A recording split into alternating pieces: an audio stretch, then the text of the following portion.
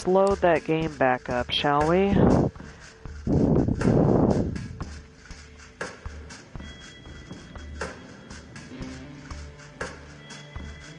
Alright, let's keep going now.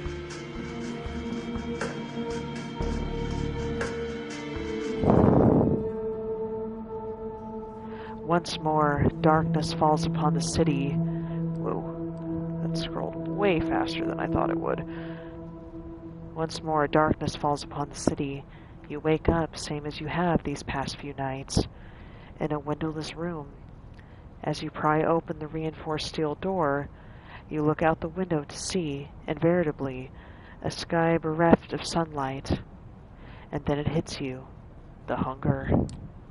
For a moment, you let yourself wonder if there will ever come a night when it's just not there. Given what you've learned thus far, you probably have as much chance of kickstarting your heart with jumper cables. You lock the door behind you and head over to Sophie's apartment. You did promise to call on her. Might as well not keep the lady waiting. And hey, what else are you gonna do? Call M? She's probably worried. At least she will be once she actually tries to give you a call, which might not happen for a few more weeks, months if she's busy doing press for her new piece. You could try to track down your sire if the sheriff hasn't done that already. After all, he did buy your painting. There has to be a money trail, right? But even so, what would you say to him? These thoughts put you in a weird mood. It's a strange sensation to walk the crowded streets, same as you have so many times before, but feeling so disconnected. All these people. You're not one of them. Not anymore. You're a vampire, kindred, and you need to carve your own path in this strange new existence, one way or another. Appropriately enough, you arrive at Sophie's building just as that thought crosses your mind. A quick word with the security guard, and you're let into the elevator. Apparently, Miss Langley is expecting you. Of course she is. You knock and wait patiently, as the footsteps on the other side grow closer. Finally, the door opens, and Gregory, Sophie's driver, invites you in. You find the lady herself standing by the window, silhouetted against the city's midnight glow. She stares out, motionless, like a marble statue.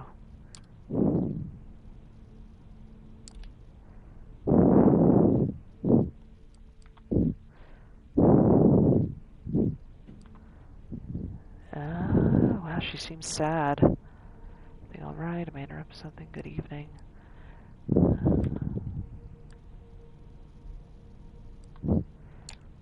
Is everything all right?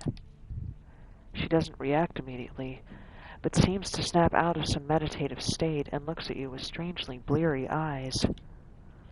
Yes, it is. How kind of you to ask. Tell me, when you look out at this city, when you see the lights, hear the hum, smell the rain on the pavement, what do you think about? You gaze out. You thought the city couldn't surprise you anymore. You've lived here all your life, after all. But tonight, something feels different. You realize in this moment that you have truly changed. Yes, you know what Sophie means.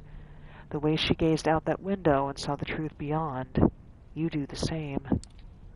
The view is fascinating. Each detail is absorbing, every angle a new experience, the familiar made sublime. When you turn to Sophie again, she smiles at you knowingly. Ah, so you understand. I had my doubts, but perhaps we are of shared lineage after all. You see, the blood that flows within me is that of Clan Toreador. There are 13 such bloodlines among us kindred, though that number has been contested in the past, and these nights, it seems that nothing is certain anymore. The clans have gone by many epithets over the years, but the names used these nights have their roots in medieval times, the original Inquisition, if you can believe it. They use these They use these to categorize us, describe our inherent differences. In time, we adopted them ourselves.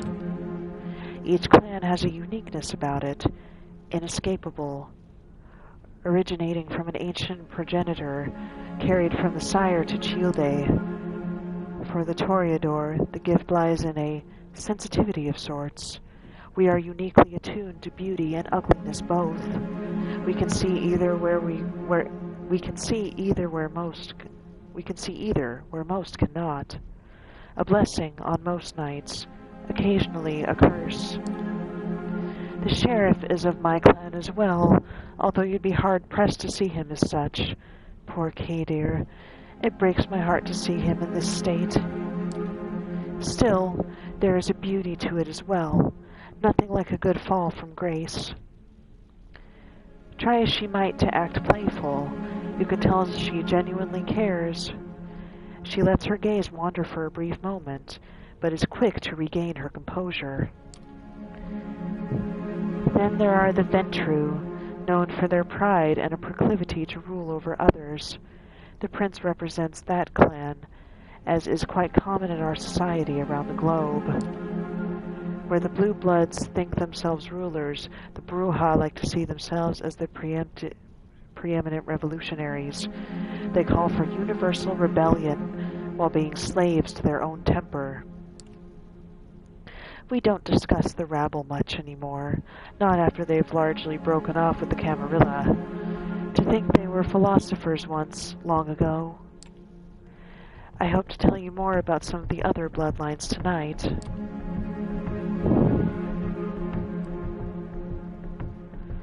That's my clan. How can I tell a kindred's clan? Clans stick together, right? Do you know what my clan is? No. I can only guess it based on certain aspects of your behavior and tastes. You will need to come to your own conclusion and seek validation from your clanmates, if you require such a thing. As you will no doubt learn, some kindred fit these stereotypes more than others. The blood is hard to deny, though there are certainly those who try. But that is perhaps a subject for another time. I invited you here for a reason. There is something I wanted to speak to you about. It is customary in our society, especially among younger kindred, to organize into coteries. Sometimes these are called by the prince themselves, or mandated by a fledgling sire. In our case, you may treat it as more of a strong recommendation. I want you to seek out companions, not only because you need to learn more about our society, but also because it is useful. True friendships are rare among kindred, but having allies, even temporary ones, is something of a necessity these nights. We might be selfish creatures, but we are drawn to each other nonetheless. Let's see, where should I look for allies? Do you have your own coterie? What if I want to go it alone?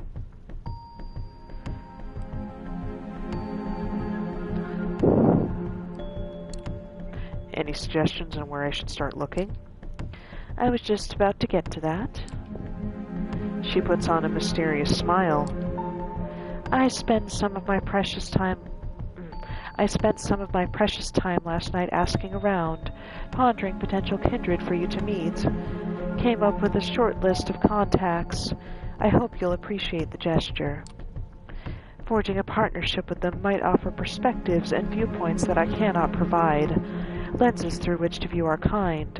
They are all members of that Camarilla, of course, more or less.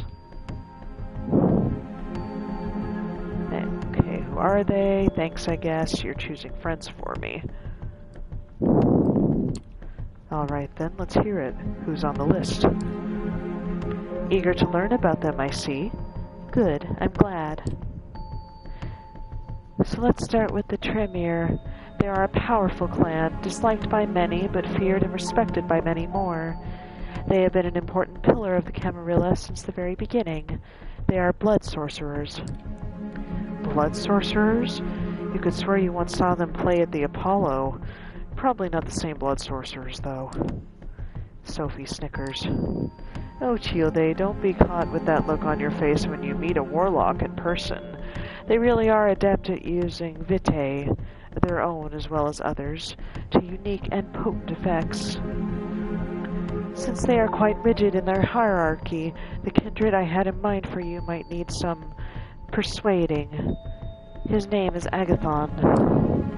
From what I hear, he is quite the scholar, very ambitious, the Childe of a noted Tremeer here in New York. Eiling Subbridge. Spend enough time with Agathon, and I'm sure you'll run into her sooner or later. Blood magic, intriguing. A scholar sounds boring. This whole blood magic thing sounds intriguing. Oh yes, fascinating. It's also a well-kept secret of the Tremeer. Don't expect him to share it right away. Some things have to be earned. Anyway, if you wish to contact the young Tremeer, I hear you can usually find them in a New Age bookstore out on Broadway. The Tremeer have one of their workshops there. Gregory will give you more details. Now, this next recommendation comes with a bit of a caveat.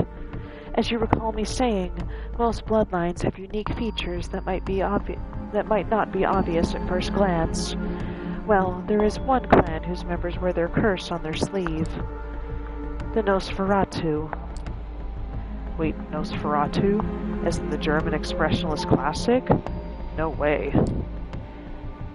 No wonder they make their havens and sewers, abandoned buildings and such. Their appearance is hideous and obviously unnatural. Had they walked the streets like other kindred, the kind would have learned of our existence long ago. Did she just shudder? It's hard to tell with her unusual complexion. You could swear her skin suddenly took on an even more sickly color.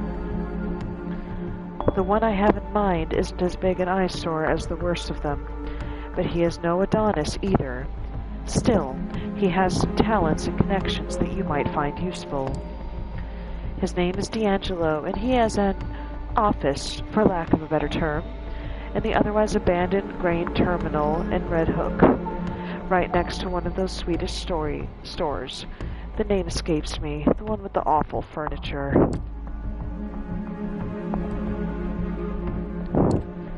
Wait, an office? What is he, an insurance agent? He fancies himself a detective, if you can believe it. Thus he insists on having an office to meet with his clients. Indulge his little charade. It makes him more eager to talk to you.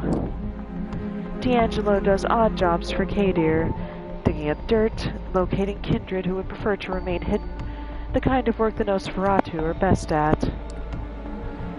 He's on a case right now. Something to do with Kine murders, I think. After your initial brush with our dear sheriff, I think it would be wise to show some goodwill towards his agenda. Assisting D'Angelo with his investigation might be just the thing. She takes a brief pause to look out the window again. Now come the two more exotic proposals. Exotic, as if the blood mage and the vampire detective were business as usual. You may have heard about the Gangrel before. They are a wild clan, in touch with their beast in a way others might not dare to attempt. They mostly keep out of big cities, but there are exceptions. Normally, they haven't been a part of the Camarilla for over 2 decades, but the one kindred I would like you to meet has strong, shall we say, familial ties to the sect. Her name is Tamika. Her sire, Jezebel, was instrumental during the Battle of New York back in 1999, the very same battle that cemented the city as a Camarilla domain. Sadly, her achievements have gone largely unrecognized. Tamika and a number of her siblings still reside in the domain they were awarded after the battle, Prospect Park. Jezebel herself left the city some years ago, fed up with being underappreciated. Anything more about Tamika? You mentioned siblings. You seem to know a lot about her sire, but is there anything else you can tell me about Tamika? I asked around. Out of all of Jezebel's children, Tamika is known to be the most rational and cool-headed, at least for a gangrel. That said, she's likely to have a unique way of appraising your worth. I cannot say how exactly, but you should be prepared for an interesting conversation at the very least. Then again, that could be said of almost every kindred in this city. There's that mysterious smile again. So you see, seeking out Tamika could prove quite educational, if nothing else. And who knows, perhaps you will find her temperament to be a welcome change of pace. But speaking of a change of pace, I have one last suggestion for you, though it's one I don't make lightly. The kindred who calls herself Hope. She's Malkavian. They are a uniquely cursed clan. For centuries, we considered them mad, insane, unhinged, but those of us who spent enough time with them come to understand the truth. It is no sickness, but a unique perception of the world that has them appear to us as unstable, and that perception can prove to be very valuable. Having a Malkavian as your companion might be taxing on the nerves and a true test of patience at times, but their insight and intuition are unrivaled among kindred. As for Hope specifically, she is said to be a recluse, but I have it on good authority that she can currently be found in an internet cafe, I believe it's called, in Lower Manhattan. Gregory has the address. She doesn't sound like my type. An internet cafe. Where did you learn about Hope? An internet cafe? Really? How quaint. I really wouldn't know. But since you brought it up, be aware the Camarilla is highly critical of using the internet to communicate. The Second Inquisition made sure of that. Exercise caution when at her haven. Well, I believe that's all of them. I still have a few social calls to make tonight, so I'll leave you to it. Use tonight and tomorrow night to arrange some cordial visits of your own. I will send Gregory for you as soon as I have further need of your services. Oh, that reminds me. You will need a car. Join us downstairs, won't you? She smiles once more and turns to her driver. He helps her put on her coat, and the three of you leave Sophie's apartment. Sophie points to one of the cars near the building as Gregory hands you the keys. It's a rather inconspicuous compact car, a decent-looking, if not luxurious, ride. Stay safe, Lamar. This is your first night alone. Don't let it be your last. As they drive away, you find yourself with more freedom than you've had for the past few nights. A blessing or a burden? Time will tell. With a list of addresses in hand, you consider your next move. Oh, this is cool. I wasn't expecting this. One second, guys. Need a quick sip of water here. Ugh. Then we'll play with this and see what we can do here.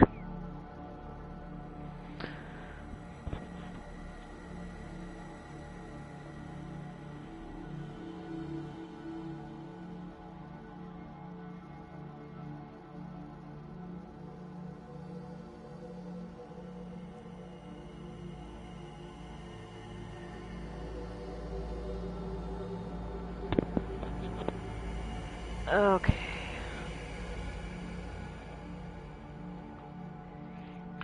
Alright, so kind of magic. Sophie's mention of a vampire clan of blood sorcerers sparked your attention.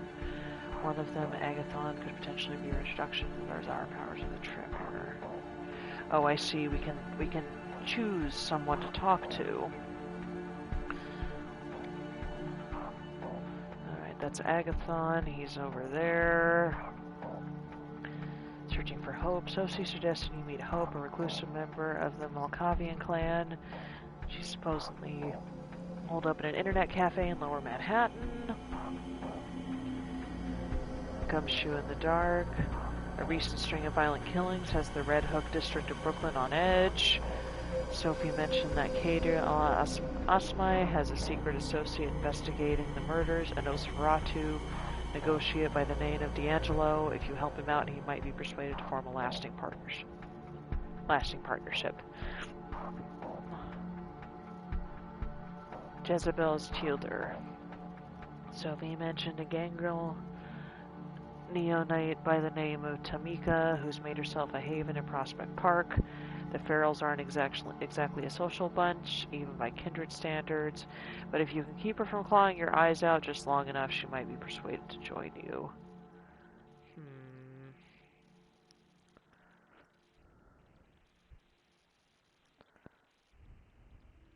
Let's see. Don't know here. Who do we pick? Let's go find Tamika. Might be fun. You make your way through the Grand Army Plaza, passing the Soldiers and Sailors Memorial Arch. You can't help but feel a tinge of nostalgia as you picture the place as you've seen it countless times, in broad daylight, teeming with life. You quickly get over it and pass through the Northwest Gate, into Prospect Park. The park is in its usual maze of unkept foliage and dimly lit alleys. Silence hangs in the air, as it would at this time of night, and there doesn't appear to be any sign of kindred presence. You start to suspect Langley's sources fed her a bunch of bullshit, but you're not willing to give up just yet.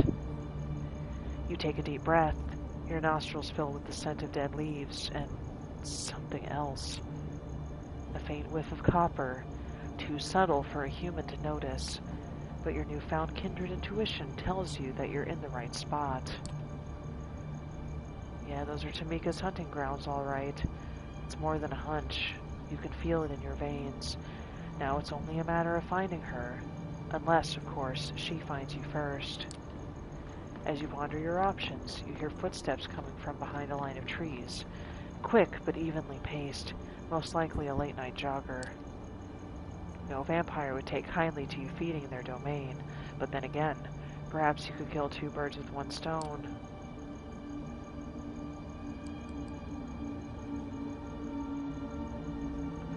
Oh, I see. Walk around the park, seek out the Gangrel Haven.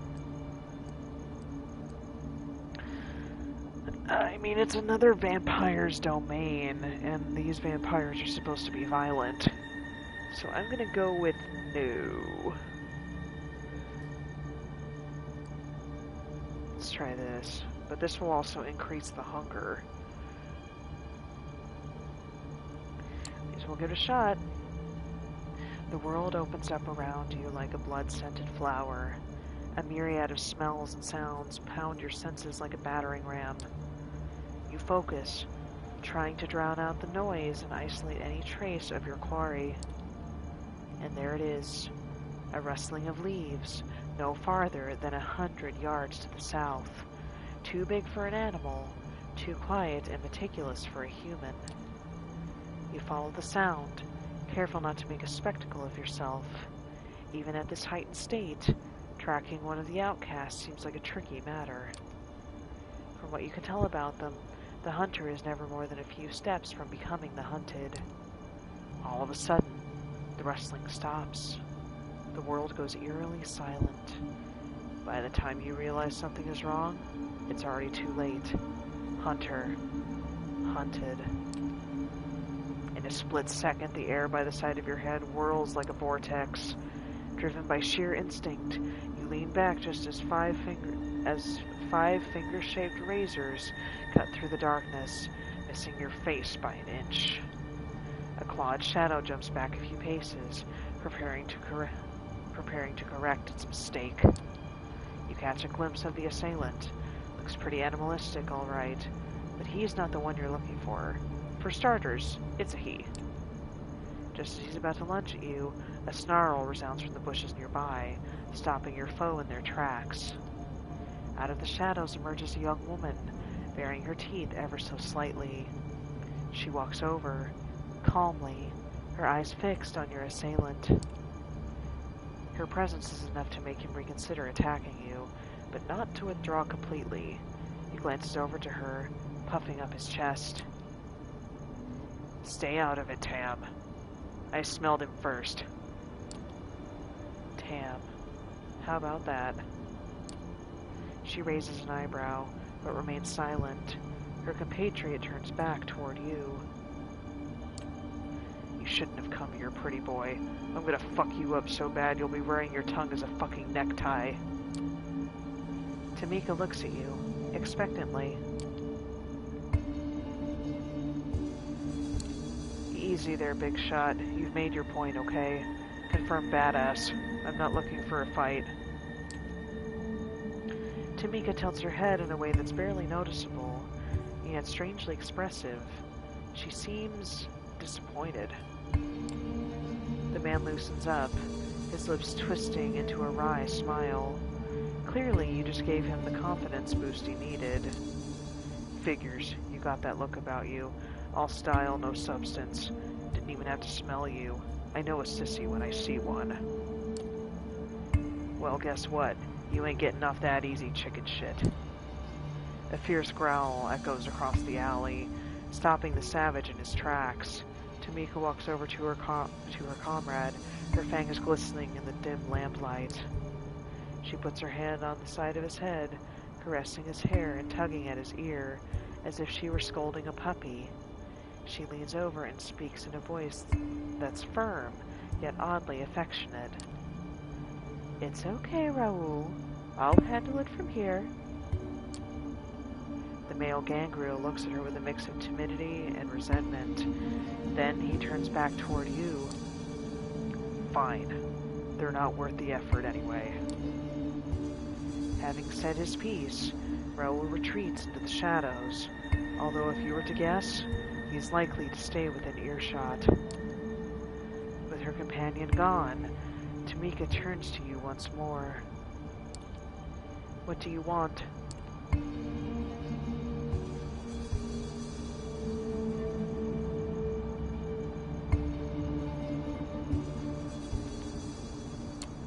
Straight to the point, huh? I like that. I don't care what you like. Now quit stalling. You have something to say. Say it.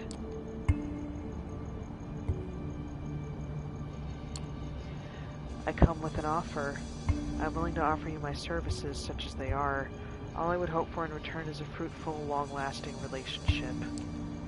So, you want to help me with something, because you want to be my friend. That about right?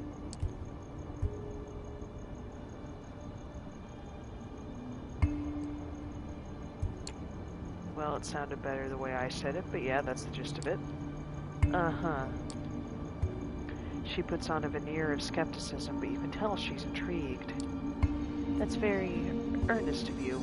It's also kind of silly, but I think I'm okay with it. What I'm not okay with is putting my ass on the line and getting stabbed in the back for my trouble.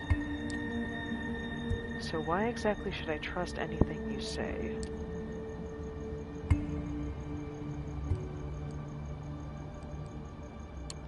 I don't expect you to. Not yet, anyway.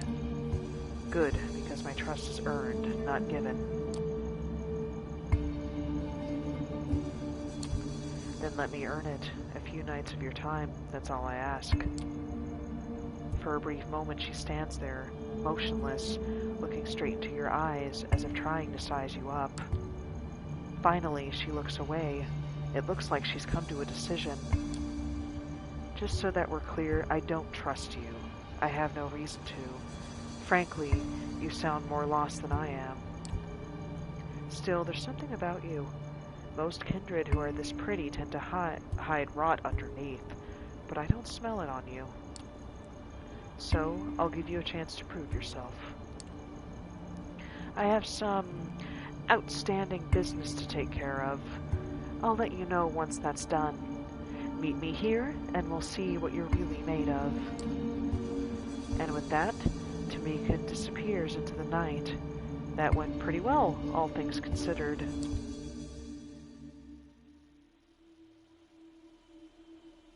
Alright, looks like it's about sunup, I'm guessing, so we're supposed to rest.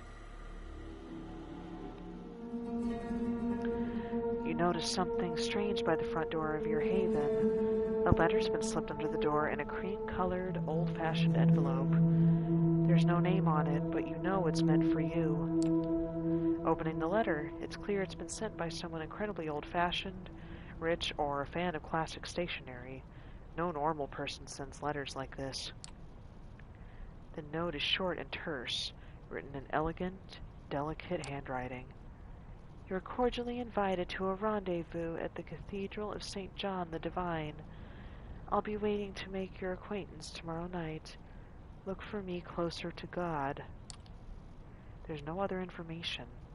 It looks like you have a mysterious invitation for the following night.